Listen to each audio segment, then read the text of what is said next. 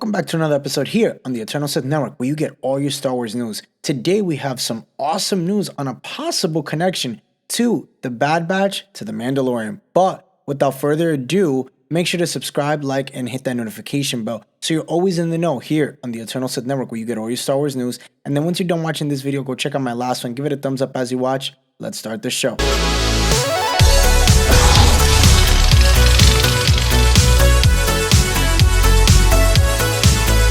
In the latest issue of the CFX magazine, Star Wars' The Bad Batch supervising director and executive producer Brad Rao talked about the upcoming installment, specifically teasing that it could explore the connection between itself and The Mandalorian. Now, Rao stated in the interview that Nala Se's meeting with a cloning expert who was sporting the same uniform as The Mandalorian's Dr. Pershing was not a coincidence, and that the show will get into all that. Let's read the actual statement here.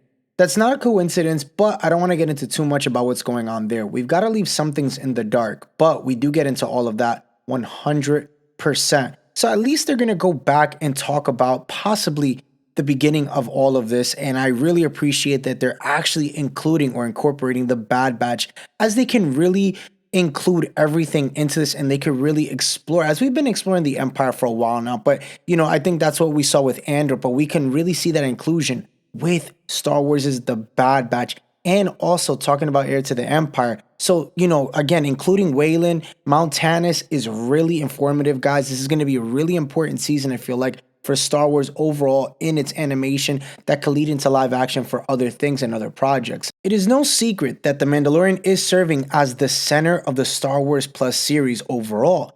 The show premiered when the streaming service launched back in 2019, with Din and Grogu quickly becoming extremely popular with the Star Wars fandom. The Book of Boba Fett already continued to build that universe with The Mandalorian set up, and Ahsoka will give it even more depth when it releases later this year. However, it seems that the animated shows will be just as important to the overall story as much as the live action ones.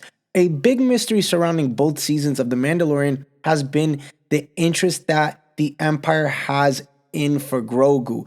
Dr. Pershing has been on a personal mission to study him due to his high midichlorian count, and has gone to great lengths to retrieve him throughout both seasons. The final episode of Season 1 of The Bad Batch not only revealed the character dressed like Dr. Pershing, but it also set up a possibility of connection between the two shows. It seems like there's definitely, an importance that, according to Brad, you and the series could hold greater importance than previously thought. Now, I will say this, I really believe that there is a connection between these two, not just with that, but because of the relevance of the fact that Season 2 of The Bad Batch is going to be interluding or intertwining with Mandalorian Season 3, which comes out March 1st. And The Bad Batch will be ending in March. So look, there's definitely going to be connections overall. I feel like we're going to get a lot of information for Season 2 of The Bad Batch and even Season 3.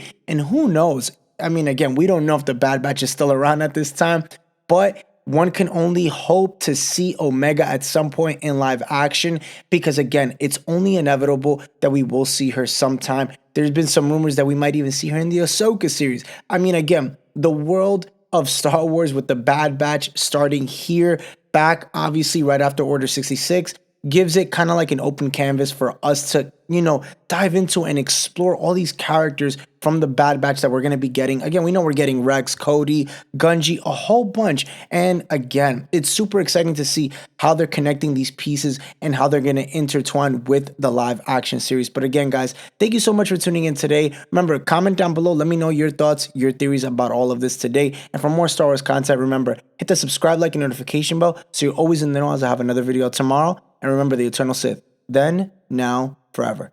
Later, guys.